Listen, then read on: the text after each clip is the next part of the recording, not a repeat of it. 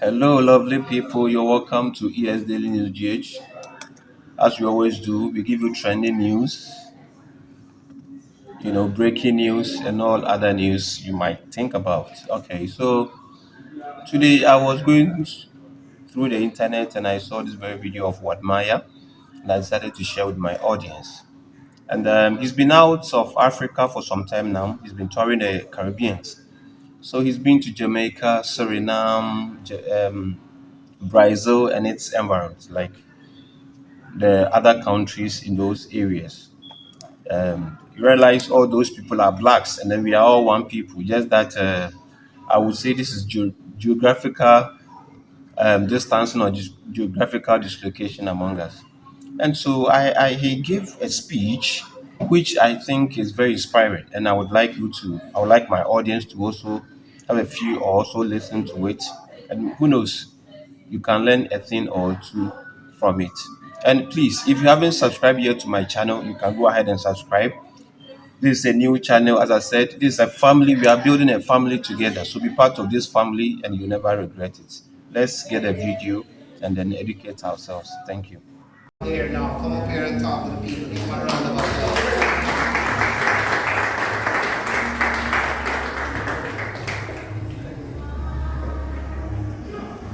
Wow.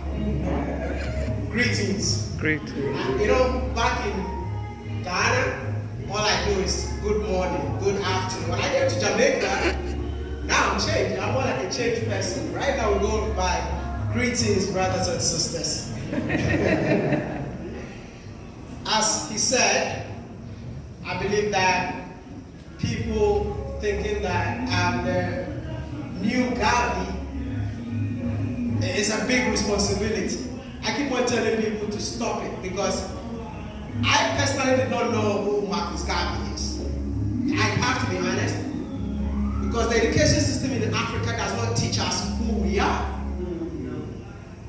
I found myself in China thinking that that was the best place for me to, get to achieve whatever I want to achieve in life. But I thank God for going to China because it made me who I am today. To discover who a black man is, to discover how powerful I am as an African. And that is the message that I've been preaching since I discovered who I am.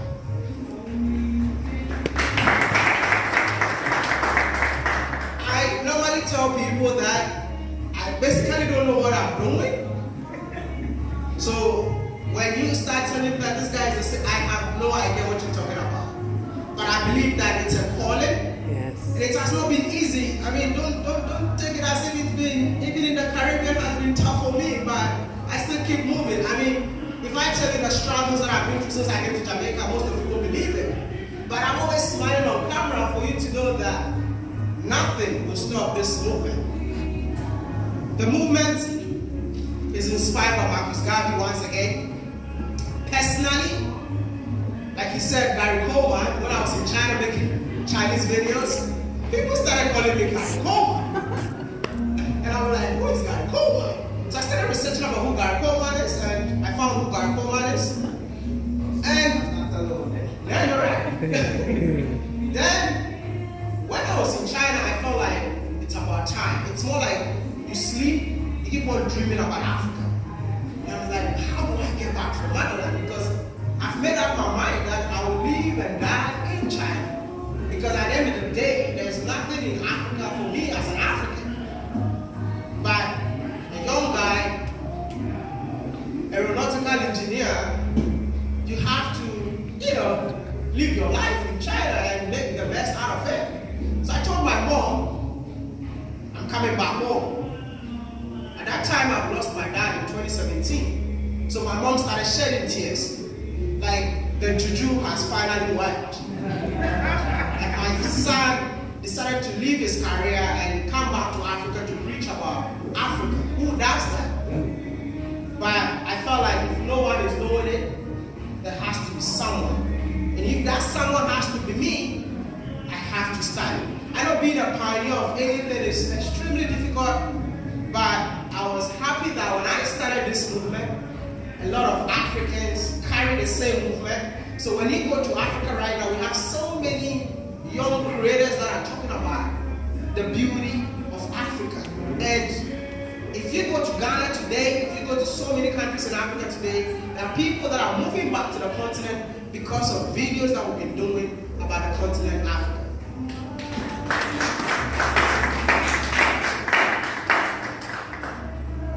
I have to say this, I had no idea that we have brothers and sisters living in the diaspora. I didn't know who a Jamaican is. I'm just being honest with you. I didn't know who an African American is. I didn't know. But when I started like doing these videos, my classmate was an African American. And there was a day that we were new in class, all of us, and they decided to separate us into different groups. So I saw this black brother who looked like me. And I'm like, hey bro, which part of Africa are you from? Can we just, come together, And this guy was like, my brother, I'm not an African. He was extremely mad for me calling him an African. And I'm like, what is happening? And that traced me back to slave trade. Because in Ghana, 90% of Ghanaians don't even know the slave castle that we have in there, that they call castle, I call it dungeons. We have no idea what happened in there. Because it's not part of our education system. So I took it upon myself to educate myself about what really happened. And that is when people started calling me the new Marcus Garvey. And I'm like, I'm not. So I quickly decided to research about what Marcus Garvey was. And I'm like, oh, we have the same message. The message that I've been preaching about is Africa is home for Africans at home and Africans abroad. Just because of that African American guy who inspired me. So when I got to know that, oh, so you're actually taking from Africa, and you're still telling me that you're not African, but you're an African American, then why the name African American? So we're changing it. You're no longer an African American, but you're an African born in America.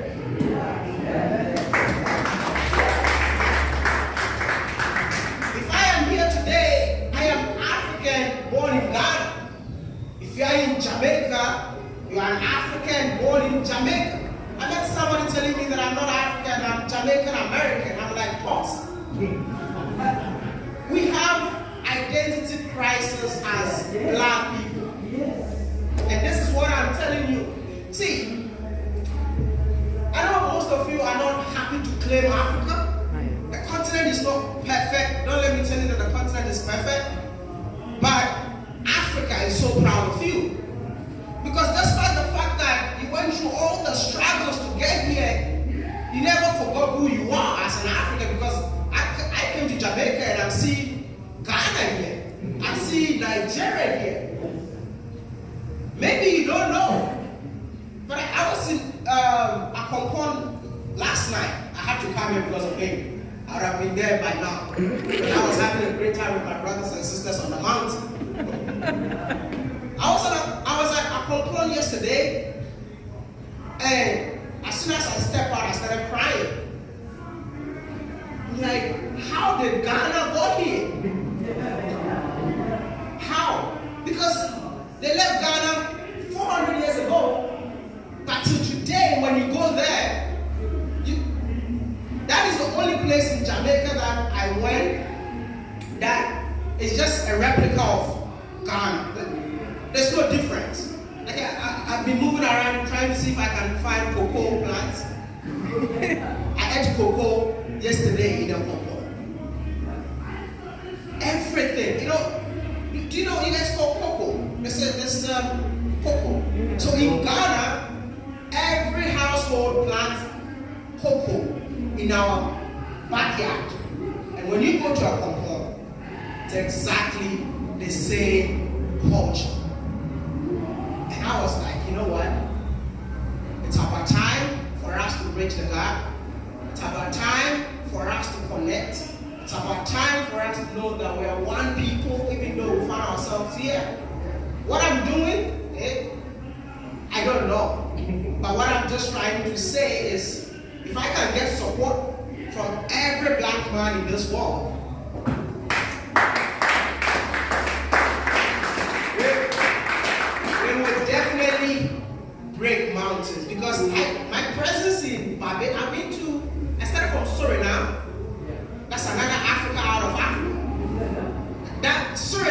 speak the Ghanaian language in Suriname, and they don't even know that that is a Ghanaian language.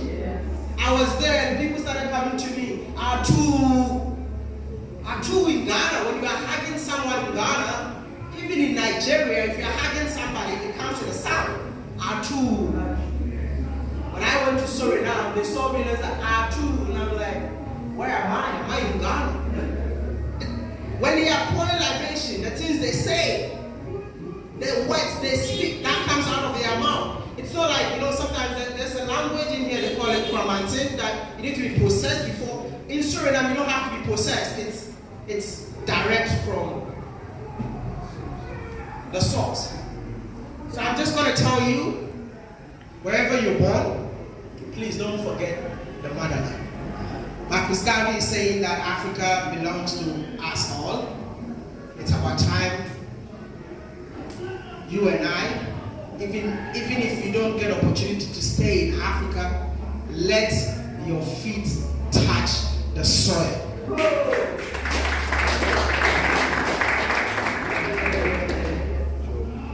I believe that if you ever do that, your ancestors will be happy wherever they are, because their daughters, their great-great-grandchildren finally returned. When they were taking you out of Africa, they said, a door of no return. Listen, it's now the door of return. I am officially inviting you to come back home. I think I will connect with him, because I've decided to sponsor over 10 people from my own pocket to visit the motherland on all the trips that I've been. Started from Brazil, Suriname, Guyana, Trinidad, Barbados, and now we are in Jamaica. Because we need to reverse it. That's why I love what Mr. Jose has been saying. We need to reverse the Atlantic. If we can come together and make Marcus Garvey's dream come true, Black Star Line. Do you still want to have Black Star Line? I think I am more practical when it comes to selling things. We celebrated Marcus Garvey today, but can we let that legacy continue? By maybe few black men come together and say that we are partnering and we are going to reverse the Atlantic by getting a cruise ship that stops on, we start from Barbados, because that's where most people were taking shares across. Barbados, we stop by all the islands, we pick you all and back to the motherland. I believe that Marcus Garvey. You don't think you're the president, right? President of UNIA. Okay, that's a new thing for you. But also, we're expecting you tomorrow at the Ubuntu Awakening Summit. I'll be there. I'll be there because of Dr. Hosea.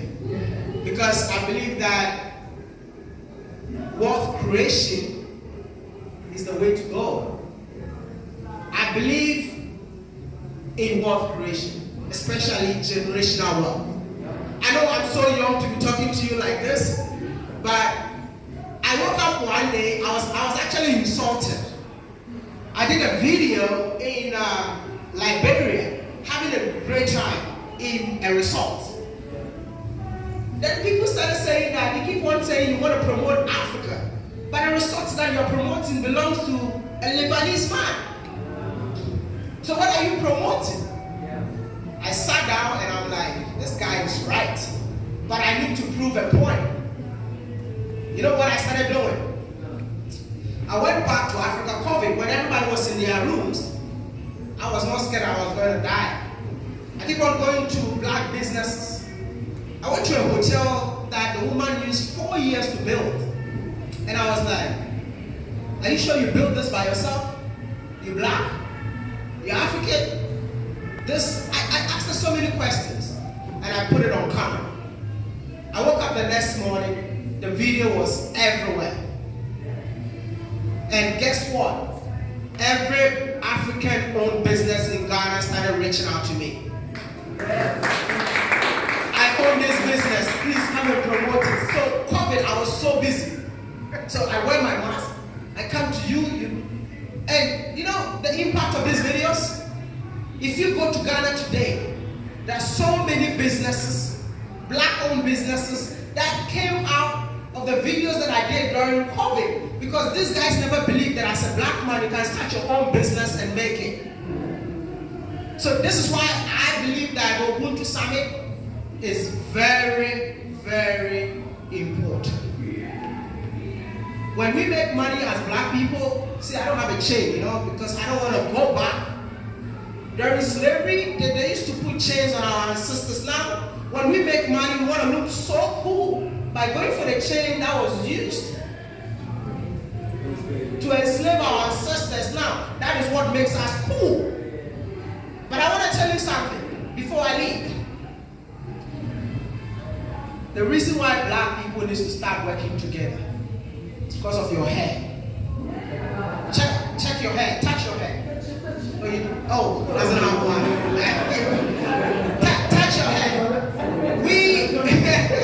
Mr. Tony, you want to touch your hair too? It's gone. We are the only race that our hair grow together. Every other race, the hair grows individually. So they can start their own business and make it. But as Africans, we need that is why for someone to come into a black people, conquer black people, he needs to divide them first.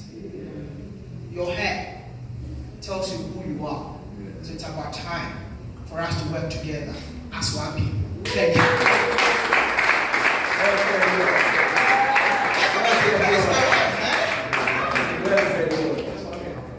That's my beautiful wife.